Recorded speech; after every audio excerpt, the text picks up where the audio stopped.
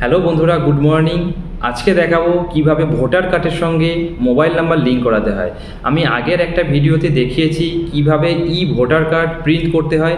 যদি না দেখে থাকো সেটা দেখে নাও, এবং কিভাবে রেজিস্ট্রেশন করতে হয় রেজিস্ট্রেশন প্রসেসও দেখিয়েছি। আজকে দেখাবো কিভাবে ভোটার কার্ডের সঙ্গে মোবাইল নাম্বারের লিঙ্ক করাতে হয়। চলো বন্ধুরা দেখে নিই।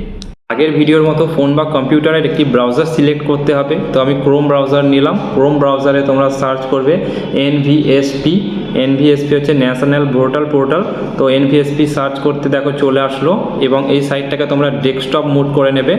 ডেস্কটপ মুড করবার জন্য ডেস্কটপ সাইট দেখো এখানে রয়েছে,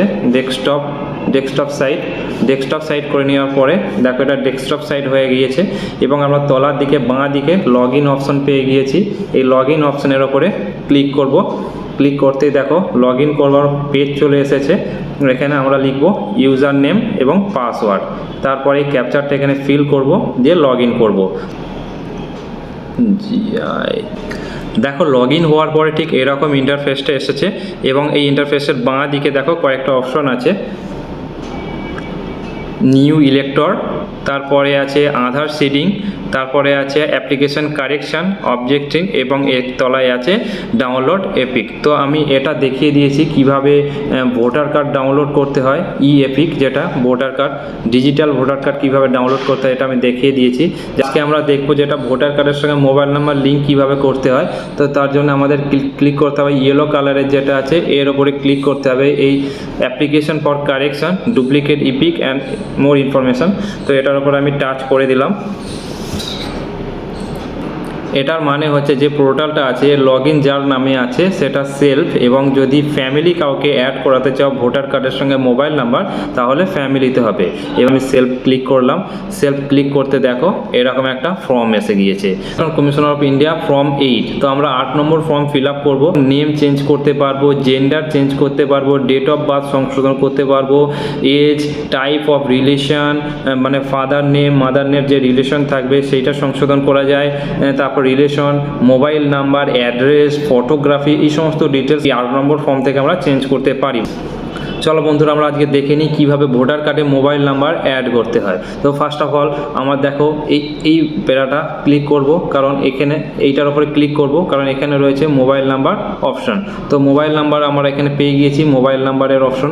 তারপরে দেখো স্ক্রল আপ করো, স্ক্রল আপ করলে এখানে তোমার ডিটেলস থাকবে। এখানে এই সমস্ত ইনফরমেশন কিছু দেওয়ার দরকার নেই, জাস্ট বিলো এখানে আধার নাম্বারটা দেবে, জাস্ট এখানে আধার নাম্বারটা দেবে, তার তলাতেই দেবে তোমার মোবাইল নাম্বারটা, যেই মোবাইল নাম্বারটা লিঙ্ক হবে, এবং তার তলায় থাকবে ইমেল আইডি। এটা ম্যান্ডেটারি না, দিতেও পারে নাও দিতে পারো, তবে এখানে যেটা আছে দেখো মোবাইল নাম্বারের অপশনটা সেটার উপর অবশ্যই চেক মার্ক রাখবে।